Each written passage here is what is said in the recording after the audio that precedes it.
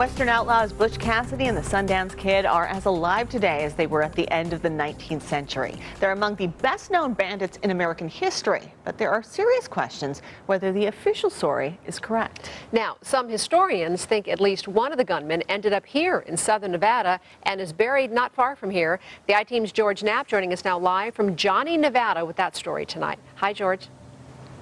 Hey, once again, we're coming to you live from Johnny, Nevada. It's one of the countless mining camps that popped up in Nevada a century ago. Most of them faded away. Johnny, across the street there, is still hanging on a little bit. This story about Butch Cassidy spending his last few years has been whispered out here for a very long time. Long enough that right down the state highway, there's a pass called Butch Cassidy Pass. How did that story get started?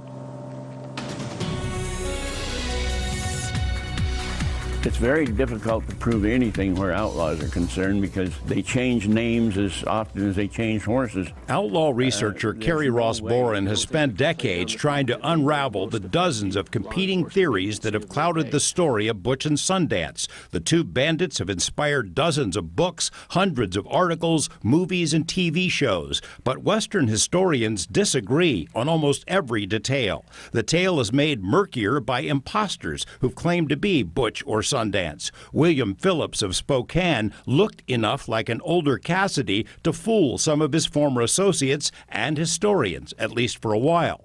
What's known for sure is that the gang plundered banks and robbed trains. Then Butch and Sundance relocated to South America, along with the mysterious Etta Place. The duo reportedly died in a shootout in Bolivia in 1909. The same story told in the hit movie. The graves of the Banditos Yankees became something of a tourist attraction. But when a world-famous DNA detective analyzed the remains in the 1990s, it was proven conclusively the dead men were not Butch and Sundance. Hundreds of people, including relatives, friends, even lawmen, reported seeing the men in the years after they supposedly died. Butch's sister, Lula Bettinson, wrote a book about Cassidy's 1925 visit to the family home in Circleville, Utah. Boren says one of the strongest hints that the bandits returned is that the Pinkerton Agency, which had pursued them for many years, even into South America, kept looking. Privately, their records show that they were still searching for them well into the 1920s. And William A. Pinkerton, head of the Pinkerton Agency, declared that neither of those men had died in South America and that the case was still open. If Butch Cassidy returned to the States after 1909, he may have been drawn to Nevada.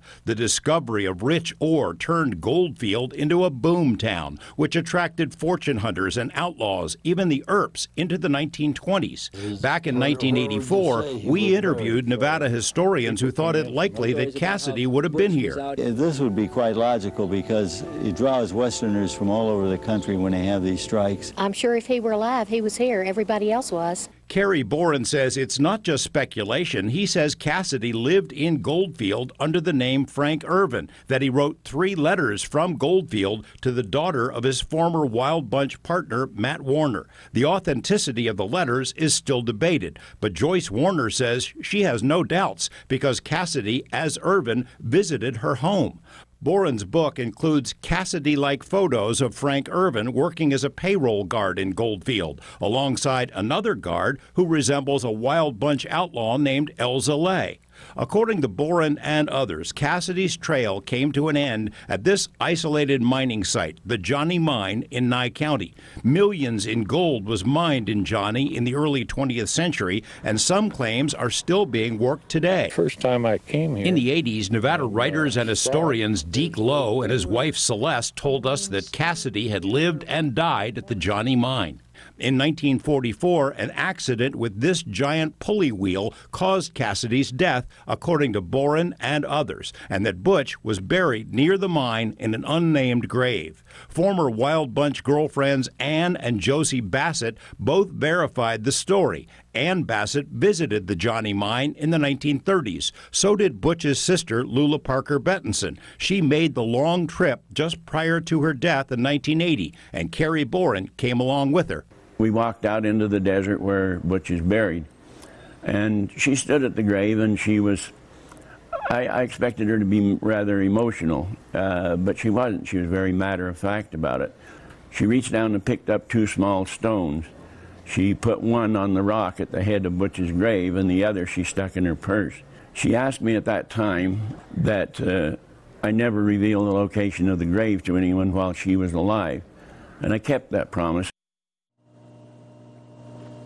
You know, in our story, you saw the picture, the brief picture of that large pulley wheel that was reportedly involved in the accident that took Butch Cassidy's life. That wheel in 1984, when we first visited the mine site, was there. Since then, it's been carted away by someone. The mine site is now owned by the Pahrump Historical Society, and we tried to ask them questions about it. They said they don't want the public to even know that that mine site exists. Sorry, but that horse has left the barn. They say it's off limits, no trespassing, it's dangerous, so don't go there. As for the gravesite itself, we're not too far away from it. It's not easy to find, but for the time being, we're going to honor the promise that was made to Butch's sister and not tell you the exact location. As for what happened to Sundance Kid and Etta Place, the mysterious Etta Place, now that's a story, but it's a story for another time. If you'd like additional information about these fascinating outlaws, you can find it on our website.